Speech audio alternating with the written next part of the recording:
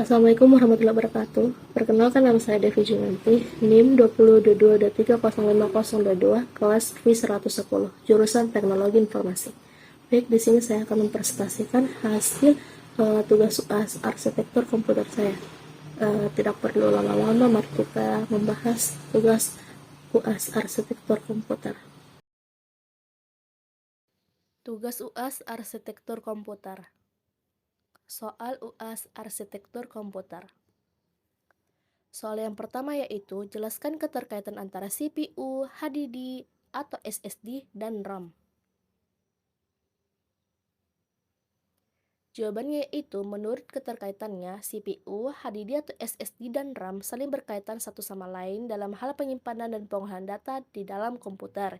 Jika ada di salah satu komponen tersebut tidak ada atau bermasalah, maka komputer tidak akan bisa bekerja sama sekali, sehingga ketiga komponen tersebut harus tetap terpasang dan saling berhubung satu sama lain di dalam komputer. Soal yang kedua yaitu, jelaskan alasan kenapa harus mengganti HDD ke SSD.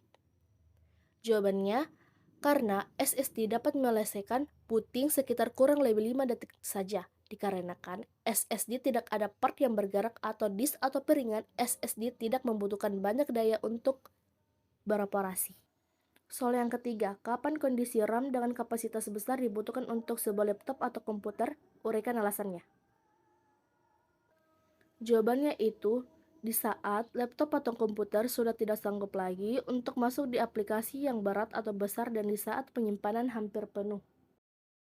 Soal yang keempat, apa perbedaan dari chipset pada komputer dan smartphone?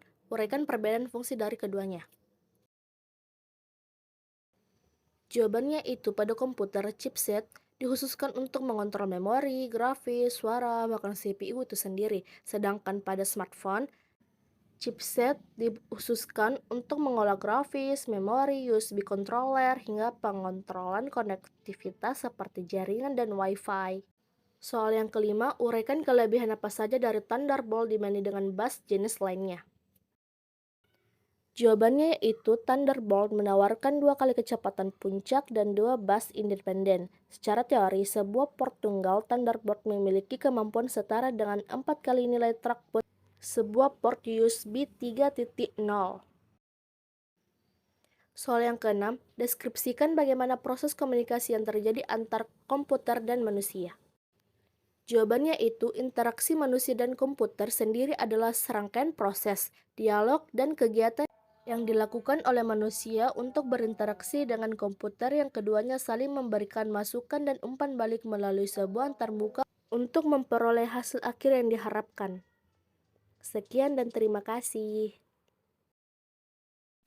Baik, itu tadi soal dan jawaban tugas UAS arsitektur komputer, dan saya akan akhiri dengan ucapan Assalamualaikum warahmatullahi wabarakatuh.